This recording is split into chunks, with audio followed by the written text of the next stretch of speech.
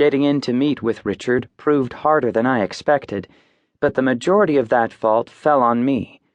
I'd forgotten that, while he is a perfectly affable and understanding man behind closed doors, he is also the head of all Therian society in our city, and that meant there were certain procedures of respect I had to follow.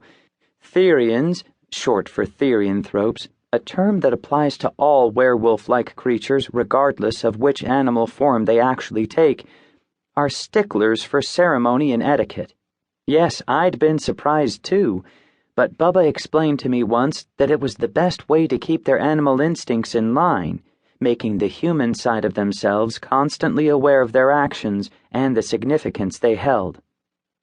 What this meant for my meeting with Richard was that I had to go to his place of residence at an appointed visiting hour and do a bit of bowing and thanking for the privilege of serving under him. This was done in his extravagant hallway at the top of the office building he called home, a myriad of other Therians surrounding his marble throne and enjoying the show. It was a touch more extreme than Therian supplicants had to go through, but that was mostly because vampires had never really gotten along with the were community. If I were a particularly prideful person, I might have had an objection to going through it all just for a job. As it was, I treated it like I was in a tea ceremony. I might not understand the reasons for the actions required of me, but that didn't give me an excuse to ignore them. Once an appropriate amount of groveling had been achieved, Richard, standing at least 7 feet tall, his golden hair hanging shaggily down to his shoulders, rose from the cold marble seat he'd been resting on and gestured for me to accompany him to his private chambers.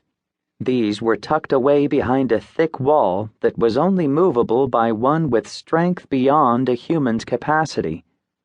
Only after that door had once again been sealed did he turn to me and allow his serious face to split into a wide grin. "Thank you for coming, Fred," he said, his voice only a few octaves above a growl. I'd never seen Richard look totally human.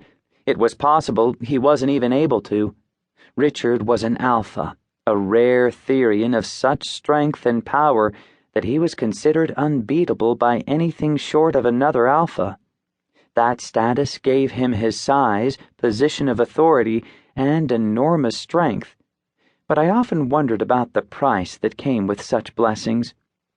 In magic, I was slowly learning, there was almost always a price. "Sorry about all the formality at the door," Richard continued, running a hand through his golden hair. "Quite all right. I know your people have never seen eye to eye with mine. If it makes things easier, then I'm more than happy to accommodate."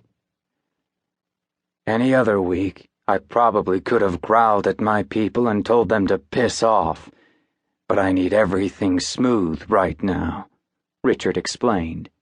"I've got a lot of meetings this week with Therians who were driven out of a nearby community. Supposedly they're seeking sanctuary, though I'll be shocked if none of them tries to make a play for the throne."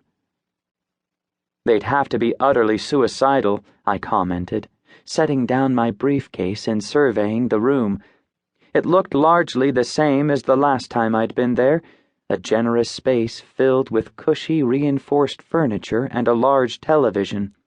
I knew the door nearest to me led to a kitchen, next to that was Richard's room, and through the one after that would be the room belonging to his daughter, Sally. The other doors led to places I didn't know, but presumably one of them housed Richard's permanent guest, Gideon. "I mean, even aside from you and your gang of friends, who would attack the King of the West?" Richard let out a low chuckle, the sort that would set your nerves on high alert if you heard it come from the dark shade of nearby woods. "Gideon does not intervene in my affairs. That, too, is part of Therian society."